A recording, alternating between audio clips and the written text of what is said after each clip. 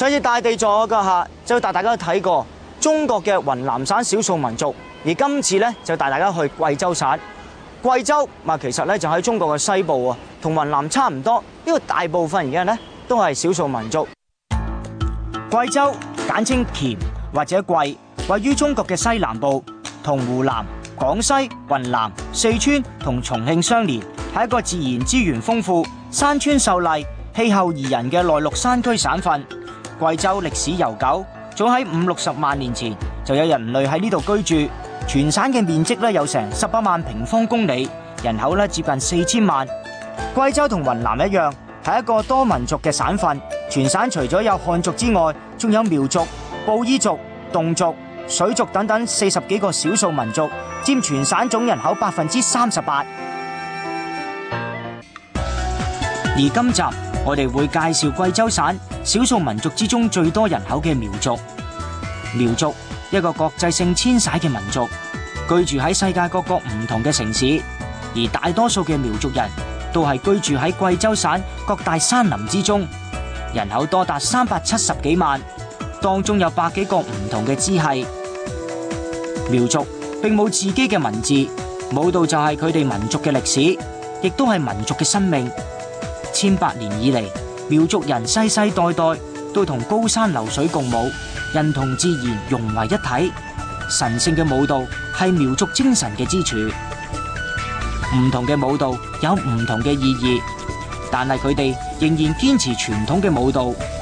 正所謂千年跳一舞，一舞跳千年。苗族係一個支系眾多、分佈地區較廣嘅少數民族，佢哋歷史悠久同文化豐厚，令到生活喺唔同地區嘅苗族人，無論喺語言、服飾同歌舞活動等方面，都有自己嘅地方色彩。佢哋家家戶戶每年嘅大小娛樂都離唔開慶祝節日、為節日準備同埋為節日跳舞。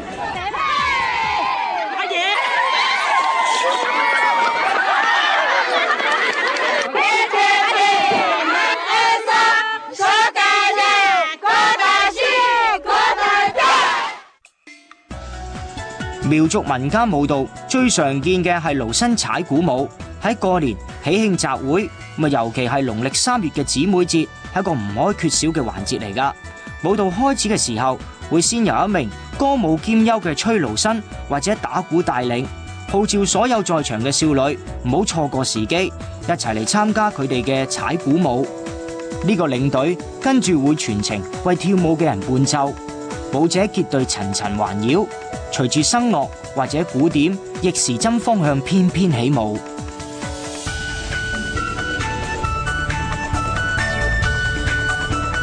盧砷舞係貴州最古老嘅舞蹈之一，有超過2000年歷史，有中國民間藝術活化石之稱。通常喺貴州苗家村寨嘅傳統節日跳花節就會見得到。跳花節起源於15世紀，係紀念苗族祖先喺一次戰鬥之中取得勝利而設立。節日當天，數以萬計嘅苗族人會喺各個村寨嚟到特定嘅花場舉行慶祝活動。活動之中最主要嘅儀式係栽花樹。苗族群眾要將一棵精心挑選嘅杜鵑樹移到花場中央，通過呢種形式表達對祖先嘅敬意同埋對美好生活嘅憧憬。活動開始嘅時候，選定嘅花樹要由盧砷舞隊引導進場並環繞3周。喺呢個時候，幾十人會邊唱邊跳，做出各種複雜嘅舞蹈動作，既要保持同盧砷曲調嘅合拍，又要保持住動作嘅協調一致。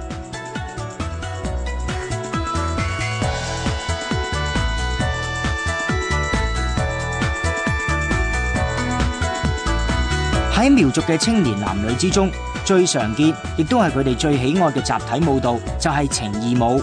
每逢過年嘅時候，由英俊嘅男子組成盧生隊，人人拎住盧砷邊唱邊擺，高昂而清脆嘅盧砷調，加埋當當嘅銅鼓聲，樂曲就更加雄厚同和諧。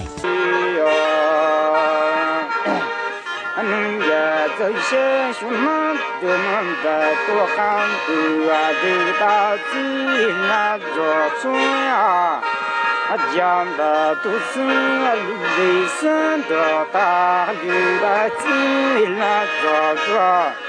是那早的过你归乡的和那个兄弟，我这里说大人说着了，你不打真着你不按着这你不。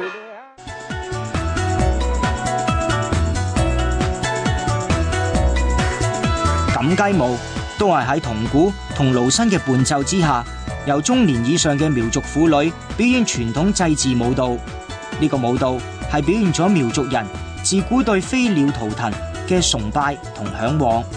佢哋頭戴銀飾，身穿黑色短上衣，喺條腰上邊掛住五彩花邊，衫尾掛住銀牌，同埋着住好似錦雞羽毛嘅彩條長裙，臀部就會濺起模仿錦雞翹起嘅尾巴。佢哋會圍圈起舞，舞蹈動作又好緩慢，係向前或者向後嘅舞步裏邊模仿錦雞嘅踱步、旋轉同飛翔，係苗族婦女為祈求民族富足同五彩人生嘅舞蹈。關於呢隻舞，仲有一個傳說，相傳喺好耐以前，係錦雞幫佢哋嘅祖先揾到呢個咁好嘅地方，仲為佢哋帶嚟稻谷嘅種子，所以喺重要嘅節日裏邊，族人都會跳錦雞舞嚟歌頌錦雞嘅善良同美麗。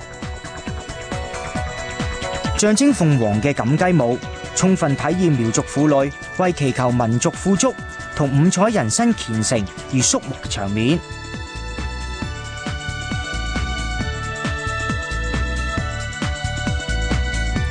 我哋最後一個要介紹嘅呢，就係鼓飄舞。佢叫做鼓飄舞嘅原因係因為呢一隻舞一定要由鼓飄琴伴奏而得名。鼓飄舞一直都係圍住個圈係咁跳，由兩個男人拉住鼓飄琴，同4個以上嘅女仔一齊跳。人多嘅時候，佢哋就會圍成2個圈，男嘅喺外邊個圈一邊拉琴一邊跳，而女仔就會喺裏邊跳。有時呢，佢會順時針係咁跳，有時呢就會喺逆時針跳。但係無論點跳都好，女仔嘅手一直咧會交叉喺心口，代表住女性嘅矜持感話。有人話多民族聚集嘅貴州係一個歌舞嘅海洋，呢度嘅少數民族歷來都以能歌善舞而著稱。苗族所唱嘅歌有激昂，有熱情奔放，亦都有優美抒情，更有莊嚴隆重，有獨唱，亦都有合唱，而且注意押韻，唱起上嚟朗朗上口。總之，貴州各個民族都有自己獨具風格嘅歌舞，喜歡欣賞少數民族嘅人就一定唔可以錯過啦。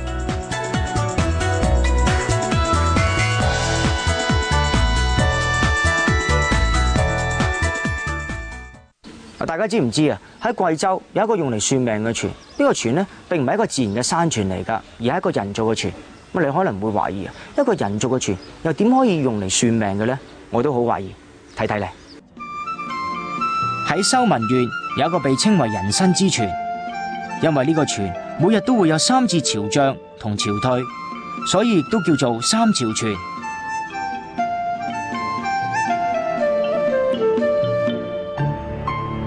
據講喺古代清廉嘅官員嚟到嘅時候，佢就會噴出泉水；而貪官嚟到嘅時候，佢就會一滴水都唔出。所以自古以嚟，當地人就視3潮泉為印照人生嘅神泉。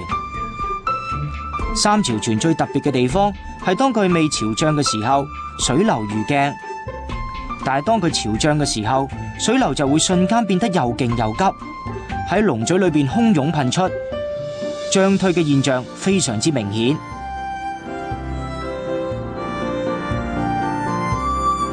3潮水係發源於一個犀牛洞，以前嘅人相信潮水嘅漲退係取決於洞裏邊嘅犀牛先對泉水旁邊嘅人嘅喜惡而定。當然啦，而家佢哋都明白呢個只不過係一個自然嘅現象。古代科學並唔發達，所以3潮水就被包上濃厚嘅神秘色彩，而成為咗百姓用嚟分辨官員清廉與否，同埋掌握佢哋個人前途嘅一個明鏡。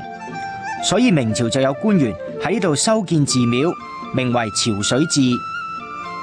直至明末清初嘅時候，當時貴州巡撫喺經過三潮泉嘅時候，因為潮水嘅漲退突然間醒悟，看破紅塵，出家成為佛教弟子，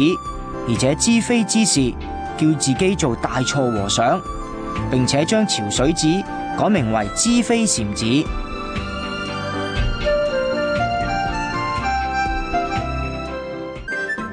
苗族人視蚩尤為祖先，每年10月，苗族人都會舉行祭油儀式，熱鬧而隆重。另外，亦都會介紹苗族女性嘅銀器飾物，款式多之餘，又充滿民族特色。轉頭翻嚟，我哋繼續了解苗族民族風情。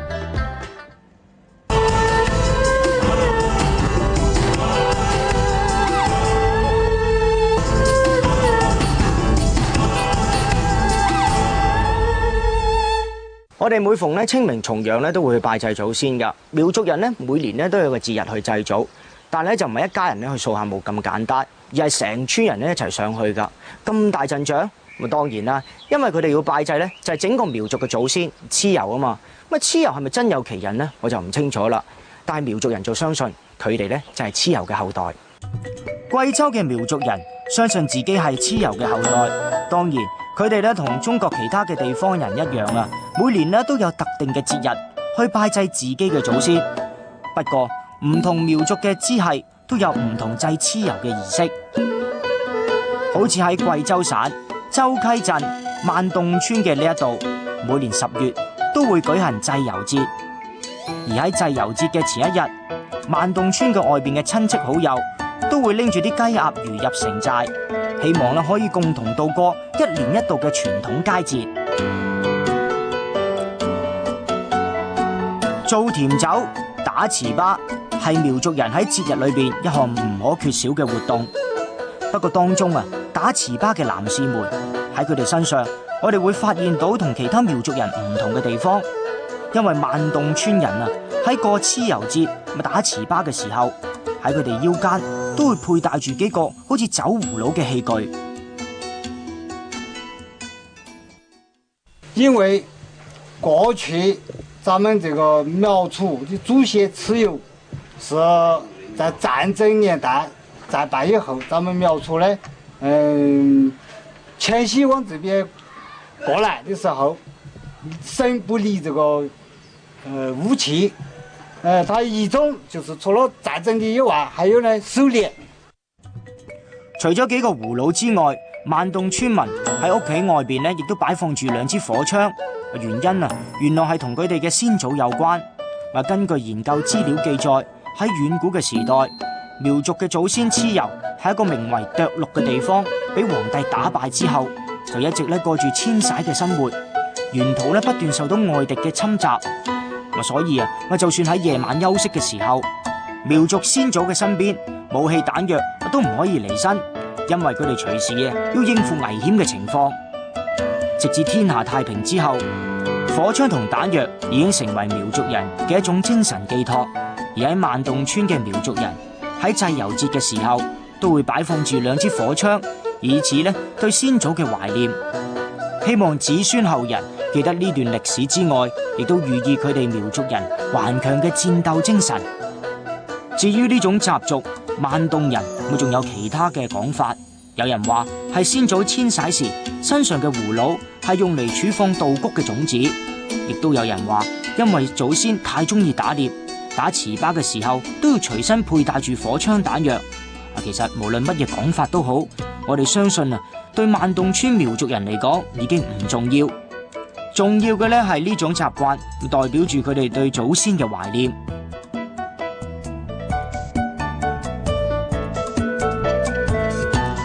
同其他少數民族嘅節日差唔多，拜祭祖先都離唔開食糍粑，係中國少數民族地區一種流行嘅食物。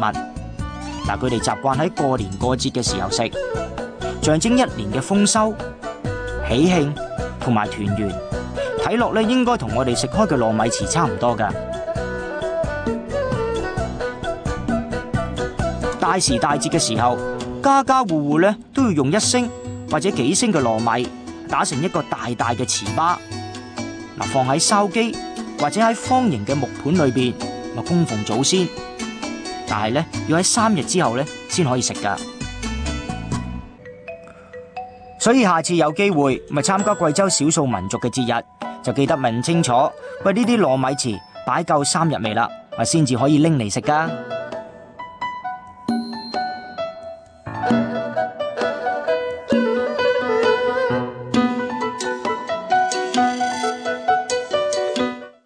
苗族咧同好多中國嘅少數民族一樣，都係會有好多充滿佢哋民間特色嘅少數民族服裝同打扮嘅。苗族女子最特別之處咧，就係每逢過時過節咧，都會咧帶上一啲銀器噶。呢啲銀器咧有成10幾公斤重噶，我帶住佢行路咧都好辛苦下嘅。但係不單止咧會帶住行路，而且咧仲會帶住嚟跳舞嘅。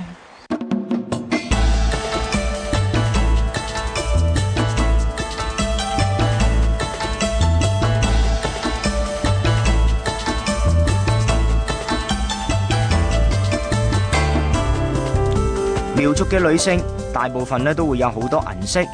呢個主要嘅原因就係為佢哋一年到晚大小嘅節日舞蹈而準備。所有去盧新場跳舞嘅苗族姑娘們，永遠都會全副武裝，着住自己一針一線、自己縫製嘅節日服裝，略施脂粉，再喺全身戴上銀做嘅首飾，特別係頭上嘅銀角。有啲人喺個女細細個嘅時候就開始為佢打造銀飾。儲埋起嚟，等個女長大成人，喺出嫁或者節日嘅時候，呢一身嘅銀飾唔單止成為苗族姑娘嘅身份象徵，仲為喜慶嘅日子增加咗歡樂嘅氣氛。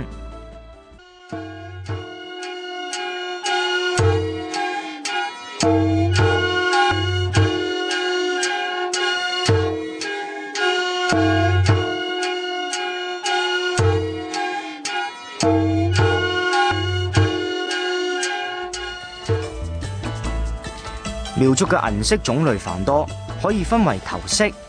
頸飾、手飾、腳飾同埋衣飾5大類。頭飾嘅有銀梳、銀簪、銀角、插花、銀雀、耳環、耳柱、鳳冠、銀倉籤等等。頸飾有頸圈、壓領等。通常咧會有柳絲、扁條、響鈴、翻邊等等。首飾有手鐲、戒指之類，手鐲有小米、圓柱、竹節等唔同嘅式樣。戒指又有4方、馬鞍、4連環等種類。苗族嘅姑娘盛裝佩戴嘅銀飾，最重咧可達到8至10公斤。銀飾當然係用銀作為原料，製造嘅方法係將啲銀溶咗，再壓成一塊塊嘅薄片、銀條或者係銀絲，再利用壓、鑿、刻等等嘅工藝手法，製成精美嘅花紋，最後再焊接成型。銀飾嘅圖案題材咧，大部分咧都係以苗族人民生活中常見嘅花、鳥、魚蟲、飛禽走獸作為咧製作嘅內容，亦都有少量傳統民族器物。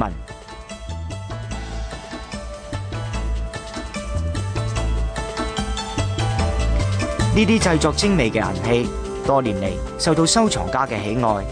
其中一位民間收藏家方天然先生，佢收藏貴州銀器已經有30幾年。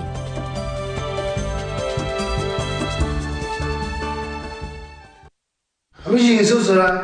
在贵州少数民族来讲，这个它的东西呢非常重要，是不是啊？那么在他们的这个穿戴当中，这个过去是不重视，这个现在呢重视起来以后呢，他们把这个几千年来这个世世代代遗传下来的这些穿戴的这些银饰啊，保留下来。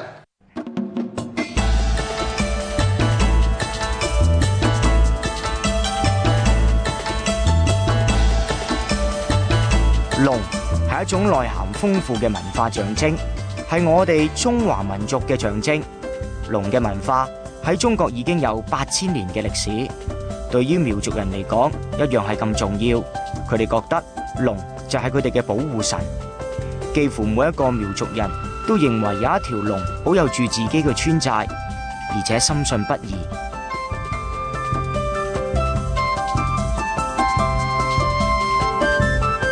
所以喺銀飾上邊刻嘅動物形象，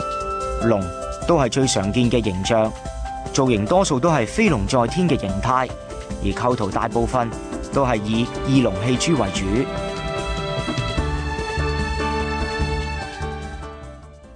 这个的時候，銀子只值2塊錢，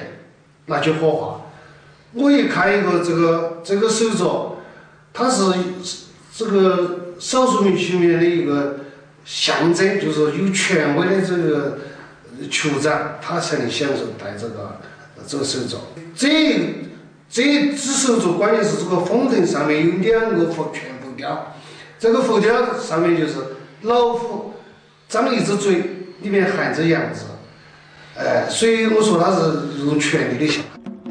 好彩有方先生呢種收藏家，我哋先至有機會可以欣賞到呢啲咁靚苗族銀飾。今集睇過嘅只不過係貴州少數民族嘅一小部分，下一集我哋就會帶大家去睇下貴州呢度嘅人打小人嘅方法，千祈唔好錯過啊！